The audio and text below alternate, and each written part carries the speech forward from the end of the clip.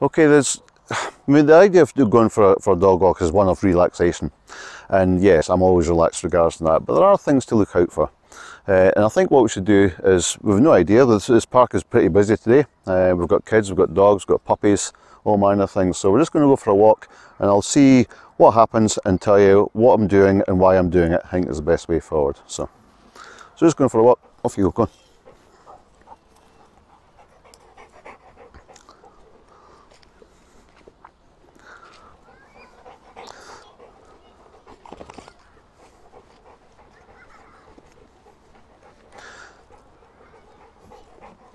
This is where your training comes in, guys, because we don't want a dog running too far to play or go and see other dogs. But there are signs that we should be aware of.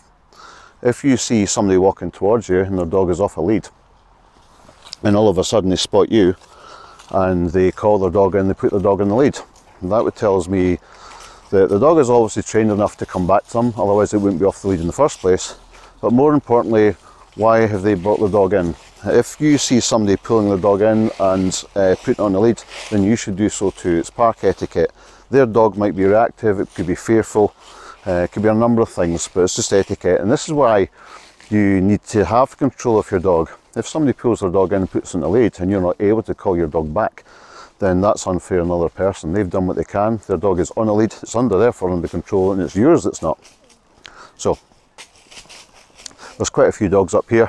That's not about saying don't allow your dog to socialise, but if you see signs of people being a wee bit nervous about your own dog, then you should respond accordingly.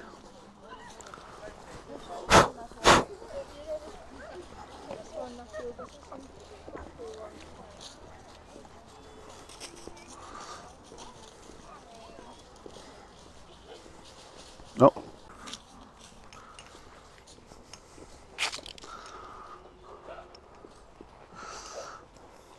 I always try to keep Otto out in front of me, that way you can see what your dog's up to.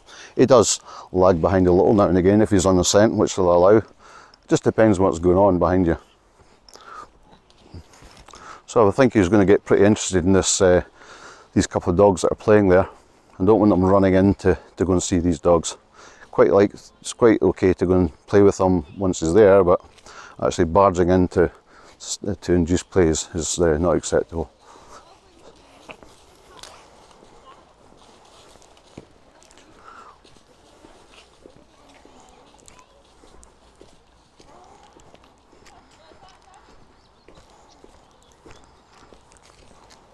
Over here. Otto, come! So again, we've got a couple of dogs on leads. I don't think they're in any way aggressive or fearful. We can see them playing up there. Gorgeous young pup up here as well. So I'm sure once we pass them we'll be saying hello. Just don't want them barging in and making a mess of everybody else's walk.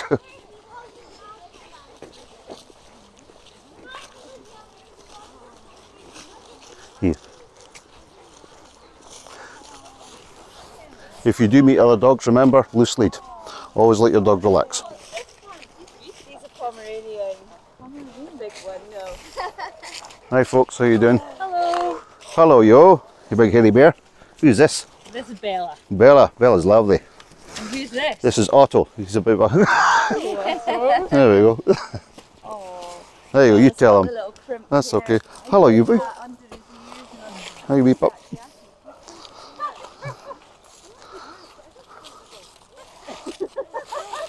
Hello you, hello you, hello you. What's your stories? Hey, what's your stories? What's your stories? Okay, that'll do. Here, come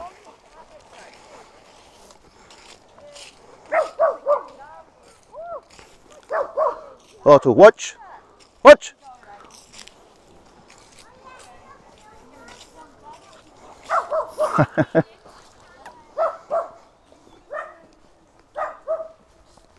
Okay, so dogs like to keep their dog social skills up, and it's important.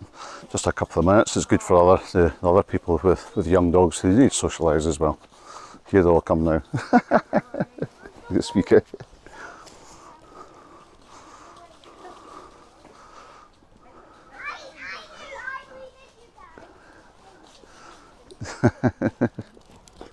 That'll do, come on.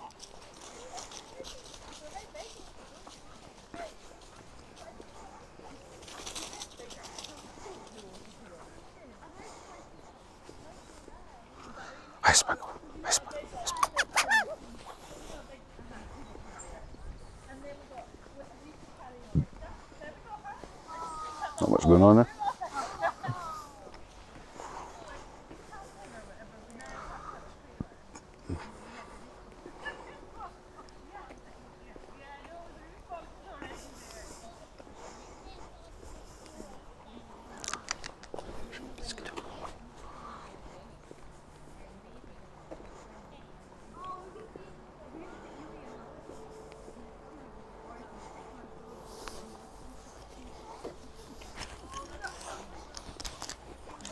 That's about as far enough as I want Otto to go, so I'm going to call him back in.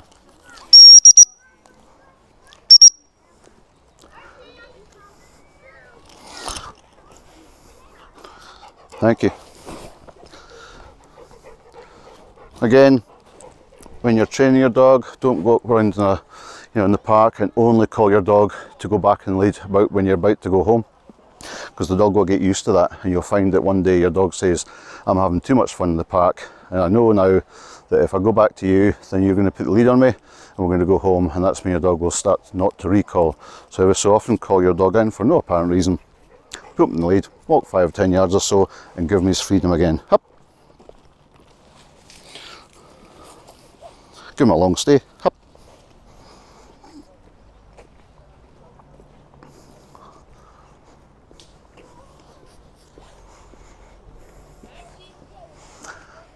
Now I'm going to ask Otto to sit where he is, where all these people walk past him.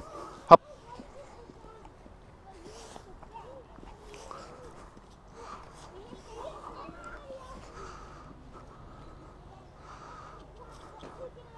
So this is a bit of a test. There's lots of people might want to give him a cuddle, or other dogs want to sniff him. I'm just asking him to sit still for a little while, and again you can see his focus is on me. There we go. See?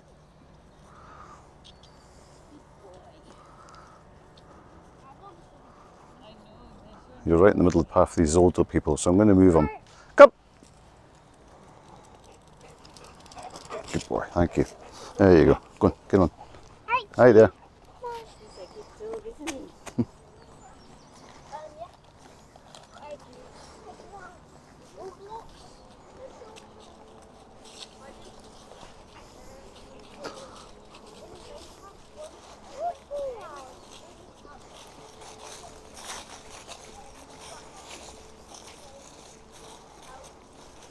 I think maybe if we just go to the hill, Head up this wee bit. Just tap tackle.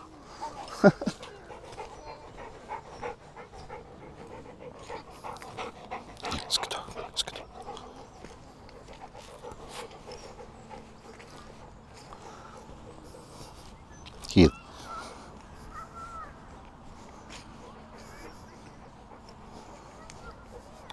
Going to give him one last long stay just before we exit the park. Hup. Going to keep him sitting there, and then we'll call him, and that'll be the end of his walk. So this is where your hand signals and your whistle commands come in.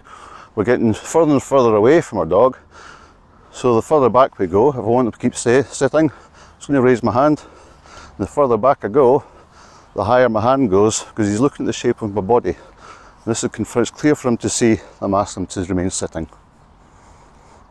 If I want him to lie down, lie down.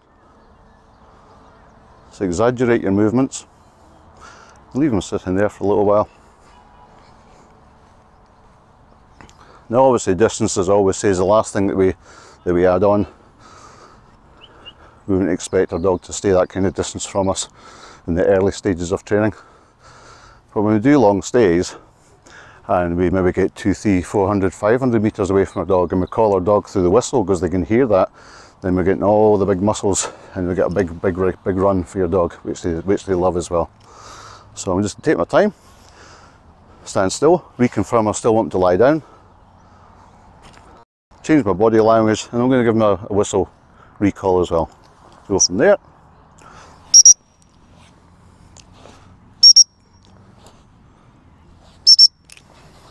That's a good boy. That's a good boy. There we go. Okay, so I hope that helps you a little bit.